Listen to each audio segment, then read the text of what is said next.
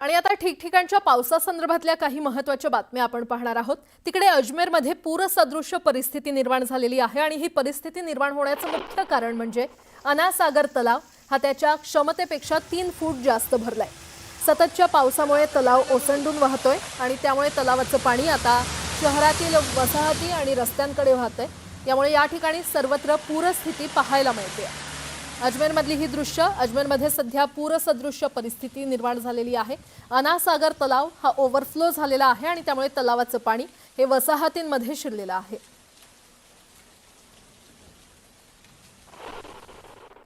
अजमेर में पानी के सैलाब ने लोगों की मुश्किलें बढ़ा दी है। शहर की कई कॉलोनियां घरों में पानी भरने की वजह से खाली करानी पड़ी और नाका मदार का ये आम का तालाब का इलाका, और आप देखिए कि किस तरीके से घर पानी में डूबे हैं।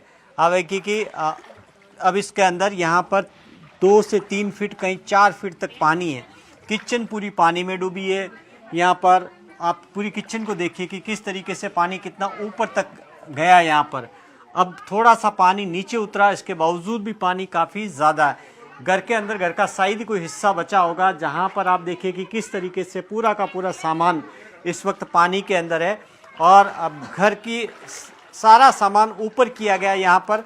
और आगे बढ़ेंगे, देखिए कि अब किस तरीके से पूरा घर इस वक्त पानी में नज़र आ रहा है। और ये मुश्किल आप लोगों के सामने देखिए कि ये एक घर नहीं, सभी घरों की तकरीबन यही स्थिति है। यहाँ आप देखिए कि किस तरीके से ये पानी एक तरह से नाले की तरह अंदर आया और अंदर पानी ये आप इधर आए, ये आप ही का घर है? हाँ भैया। क्या नाम है आपका? मेरा नाम राकेश है भैया।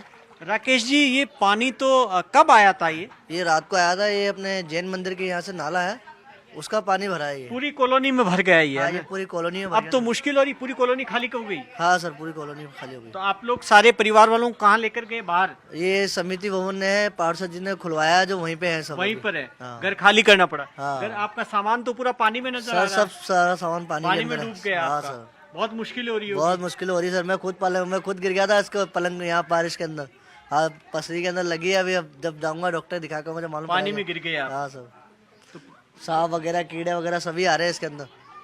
तो ये मुश्किल हो रही है। अगर अब बारिश और आई तो मुश्किल हो जाएगी आपके सामने तो। सर बहुत ज्यादा हो जाएगी। अब पानी कुछ उतरा है? पहले जितना ही है? नहीं सर, उतरा। पहले से उतरा है। हाँ। अगर बारिश और नहीं हुई तो पानी उतर सकता, नहीं तो मुश्किल होगी आपके हाँ, सामने। मुश्किल होगी सर। देखिए कि ये स्थिति। क्या नाम है आपका? मेरा नाम राकेश सक्सेना है सर। राकेश, ये राकेश जी का घर है। और राकेश जी खुद पानी के अंदर यहाँ पर घिर गए, क्योंकि रात को पानी आया, सैलाब बनकर आया। और पानी का अभी भी आप देखिए, इससे 2 से 3 फीट तक पानी घर के अंदर है और सामान पूरा इस वक्त पानी के अंदर है।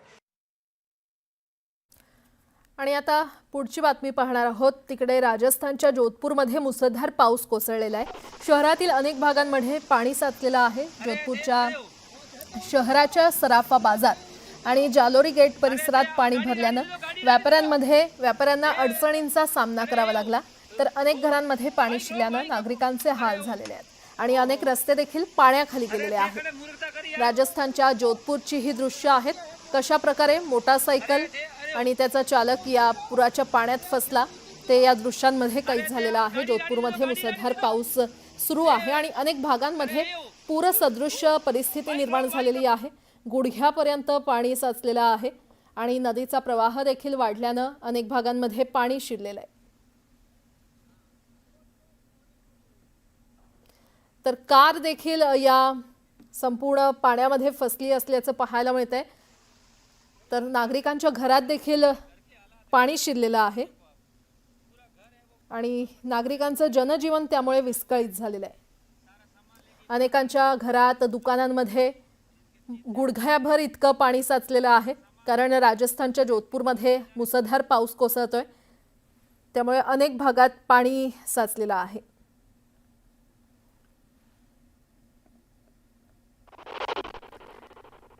राजस्थानच्या अजमेर इथे मुसळधार पाऊस झाला। अजमेरच्या नाका मदार परिसरातील आम का तालाब या कॉलनीमध्ये पाणी शिरलं। संपूर्ण परिसरात पाणी साचल्याचं चित्र पाहायला मिळालं। तर एसडीआरएफच्या टीमकडून परिसरातील नागरिकांची सुटका करण्यात आली। या परिसरातील घरं पाण्यात बुडालेली आहेत। आपण पाहू शकतो या दृश्यांमध्ये कशा पद्धतीने किती मोठ्या प्रमाणात घरांमध्ये पाणी शिरलेलं आहे आणि त्यामुळे नागरिकांचं खरं तर मोठ्या प्रमाणात नुकसान झालेलं आहे। राजस्थानच्या अजमेरमध्ये देखील मुसळधार पाऊस सुरू आहे। नाकामदार परिसरात हे पाणी साचलेलं आहे। परिसरातली सगळी घरं पाण्यामध्ये बुडालेली आहेत। अनेकांच्या दुकानांमध्ये देखील पाणी गेलेलं आहे। त्यामुळे नागरिकांचं जनजीवन विस्कळीत झालेलं आहे। या संपूर्ण परिसरातली घरं ही पाण्याखाली बुडालेली आहेत। दरम्यान एसडीआरएफच्या टीमकडून परिसरातील नागरिकांची सुटका करण्यात आलेली आहे। अजमेर में पानी के सैलाब ने लोगों की मुश्किलें बढ़ा दी है। शहर की कई कॉलोनियां घरों में पानी भरने की वजह से खाली करानी पड़ी और नाका मदार का ये आम का तालाब का इलाका, और आप देखिए कि किस तरीके से घर पानी में। तिकडे दौसामध्ये मोठ्या प्रमाणात पाणी साचल्यानं समस्या निर्माण झालेली आहे। लालसोद गावात शाळेसमोर पाणी साचल्यानं मुलांना शाळेपर्यंत पोहोचण्यासाठी अनेक अडचणींना सामोरं जावं लागतंय। मुलं शाळेत जाण्यासाठी निघाली तेव्हा त्यांनी 100 मीटर अंतर कापलं, पण पुढे पाणी साचल्यामुळे मुलं त्याच ठिकाणी थांबली। त्यानंतर काही वेळानं एका वाहनाच्या मदतीनं या मुलांना शाळेत सोडण्यात आलं। दौसामधली ही दृश्य आहेत। दौसा भागात मोठ्या प्रमाणात पाणी साचलेलं आहे, त्यामुळे या विद्यार्थ्यांना शाळेत देखील जायला अडचणी निर्माण झालेल्या आहेत। कशा पद्धतीनं त्यांना प्रवास करावा लागतोय हे आपण दृश्यांमध्ये पाहतोय। पाण्यातून वाहन चालकांना गाड्या काढणं देखील एक कसरतीचं काम आता पाहायला मिळतंय, कारण संपूर्ण परिसरात गुडघाभर इतकं किंवा त्यापेक्षाही जास्त पाणी साचलेलं आहे। आणि गेल्या काही दिवस इथे मुसळधार पाऊस सुरू आहे, त्यामुळे दौसामध्ये मोठ्या प्रमाणात पाणी साचलेलं आहे। मुलांना शाळेत जाण्यासाठी देखील कसरत करावी लागते। मुसळधार पावसामुळे माउंट अबूचा ऐतिहासिक नक्की तलाव हा ओव्हरफ्लो झालेला आहे। दरम्यान ही दृश्य पाहण्यासाठी पर्यटक इथे गर्दी करतायत। ही मनमोहक अशी दृश्य, कारण माउंट अबूतील नक्की तलाव हा ओव्हरफ्लो झाला असल्याचं पाहायला मिळतंय। प्रवाहित झालेला आहे तलाव पाहण्यासाठी सध्या पर्यटक इथे मोठ्या प्रमाणात गर्दी करतायत आणि तिकडचीच ही खास दृश्य न्यूज 18 लोकमतच्या प्रेक्षकांसाठी।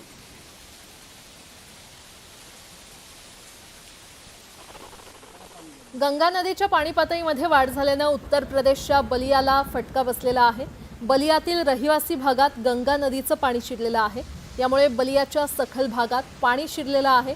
अनेक वस्त्यांमध्ये पाणी शिरल्यानं नागरिकांचं मोठं नुकसान होतंय। घरांमध्ये पाणी शिरल्यानं अनेकांचे संसार हे उघड्यावर आलेले आहेत। उत्तर प्रदेशच्या बलिया इथली ही दृश्य आहेत। गंगा नदीच्या पाणी पातळीत वाढ झालेली आहे, त्यामुळे उत्तर प्रदेशच्या बलियाला त्याचा फटका बसलाय। बलियातील रहिवासी भागात गंगा नदीचं पाणी शिरलेलं आहे आणि यामुळे बलियाच्या सखल भागात पाणी शिरलंय। अनेक वस्त्यांमध्ये पाणी शिरलंय आणि त्यामुळे नागरिकांचं मोठं नुकसान होतंय।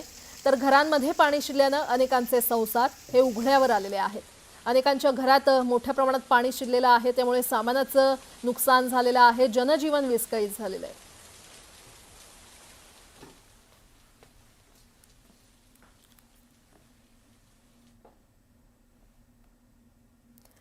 पुढची बातमी पाहूयात। अकोल्यातील शेतकऱ्यांना सध्या अनपेक्षित संकटाचा सामना करावा लागतोय। कापूस, सोयाबीन आणि तूर पिकावर हुमणी अळीचा प्रादुर्भाव वाढल्यानं शेतकरी चिंतेत आहेत। या अळीचा पिकाच्या वाढीवर प्रतिकूल परिणाम होत असल्यानं कृषी विभागानं तातडीनं मार्गदर्शन करावं अशी मागणी शेतकऱ्यांकडून केली जाते। दरम्यान यामुळे आता उत्पादनात मोठ्या प्रमाणात घट होण्याचा धोका निर्माण झालेला आहे। हा प्रादुर्भाव दिवसेंदिवस वाढत असून वेळीच उपाययोजना न केल्यास आर्थिक नुकसान होण्याची शक्यता आहे। याचाच आढावा घेतलाय आमचे प्रतिनिधी कुंदन जाधव यांनी। वाणी किडीचा प्रादुर्भावानंतर शेतकऱ्यांनी उपाययोजना केल्या आणि आता हुमणी अळीने आपलं रूप दाखवणं सुरू केलेलं आहे। शेतकऱ्यांच्या शेतातील तूर, सोयाबीन, कापूस या संपूर्ण पिकाला बुळापासून नष्ट करणं अळीने सुरू केलेलं आहे। आपण पाहू शकतो आता सध्या अकोल्यातील डोंगरगाव येथील एका शेतात आपण आहोत।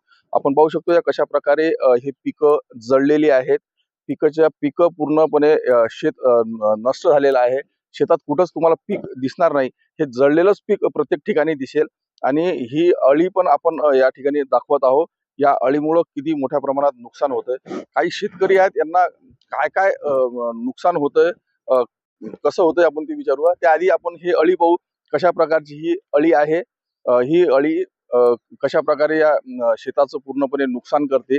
ही अळी आपण पाहत आहोत कशी किती मोठ्या प्रमाणात ही अळी दिसते आणि ही अळी या पिकाच्या बुळात जाऊन पिकाच्या मुळा पूर्णपणे खाऊन टाकते, त्यामुळे पीक पूर्णपणे जळून जाते। आता किती शेतकऱ्यांचं इथं नुकसान झालेलं आहे, काय झालेलं आहे शेतकऱ्यांसोबत बोलूया. दादा मला सांगा, काय नुकसान होतं या अळीमुळं? ही अळी जी आहे ही सोयाबीनच्या बुडामध्ये राहते, जमीनमध्ये कम से कम 4 ते 5 इंच आतमध्ये राहते आणि हे सोयाबीनचं जे मूळ आहे हे पूर्ण कतरून टाकते आणि आमच्या गावामधलं जवळपास 90% क्षेत्र हे या हुल्ली अळीनं पूर्ण संपून टाकलं. दादा मला सांगा, किती परिसर असेल हा हे नुकसान झालेलं आहे? याआधी वाणी किडीचाही प्रादुर्भाव होता. सोयाबीन निघाल्यानंतर जेव्हा 2-2 पाना एवढं सोयाबीन होतं तेव्हा वाणी खूप प्रमाणात आली. शेतकऱ्यांनी कीटकनाशक फवारणी करून त्याचं नियोजन करून ते पीक सांभाळलं आणि त्या आज रोजी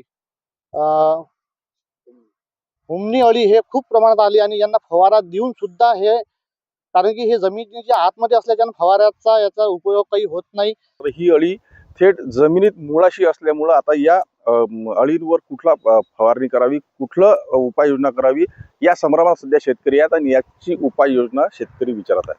कुंदन जाधव, न्यूज 18 लोकमत, डोंगरगाव, अकोला. रामदास कदम बोलतायत, थेट जाऊयात. ते नेमकं काय बोलत होते हे आपण पाहणारच आहोत. मात्र आता पुढच्या बातमीकडे वळूयात. मावळ तालुक्यातील 10 गावांना जोडणारा पवना नदीवरील लोखंडी साकव पूल आता वाहतुकीसाठी पूर्णतः बंद करण्यात आलाय. मावळ तालुक्यात इंद्रायणी नदीवरील कुंडवळा येथील पूल पडून दुर्घटना घडली आणि त्यानंतर धोकादायक असणाऱ्या पुलावरून प्रशासनानं त्वरित वाहतूक बंद केली. पवना नदीवरील या पुलावरून देखील वाहतूक 4 चाकी वाहनांसाठी बंद करण्यात आली होती. केवळ दुचाकी आणि पादचाऱ्यांना हा पूल वाहतुकीसाठी खुला ठेवण्यात आला होता. मात्र 4 चाकी वाहन चालक प्रशासनाच्या दुर्लक्षामुळे सर्रास वाहतूक करत होते. याबाबतचं वृत्त न्यूज 18 लोकमतनं दाखवताच प्रशासनानं हा पूल मोठमोठे डिवायडर टाकून लोखंडी साकव पूल सर्व वाहतुकीसाठी कायमचा बंद केलाय. याच ठिकाणाहून आढावा घेतलेला आहे आमचे प्रतिनिधी गणेश दुडम यांनी. मावळ तालुक्यातील सांगवडे गावचा हा जो लोखंडी साकव पूल आहे हा आता पूर्णपणे बंद करण्यात आलेला आहे. कारण की या पुलाची बातमी न्यूज 18 लोकमतने दाखवली होती.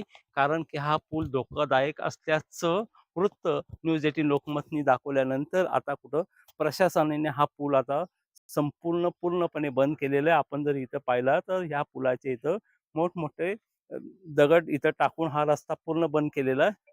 आपण जर पाहायला गेलं तर कुंडमाळा येथील जी दुर्घटना घडली होती इंद्रायणी नदीवरील, त्या दुर्घटनेनंतर मावळ तालुक्यातील जे धोकादायक पूल आहे ते अशा धोकादायक पुलांना 4 चाकी वाहनांना तसे वाहन चालकांना बंदी करण्यात आली होते. आपण जर पाहायला गेलं तर सांगवडे मामुडी दरम्यान हा जो साकव पूल आहे हा फक्त पादचारी व दुचाकी वाहनांसाठी सुरू होता. मात्र 4 चाकी वाहनांसाठी हा पूल बंद होता. कारण इथं डिवायडर लावलं होतं, परंतु काही 4 चाकी वाहन चालकांनी येथील डिवायडर काढून सर्रासपणे येथे 4 चाकी वाहतूक सुरू केली होती.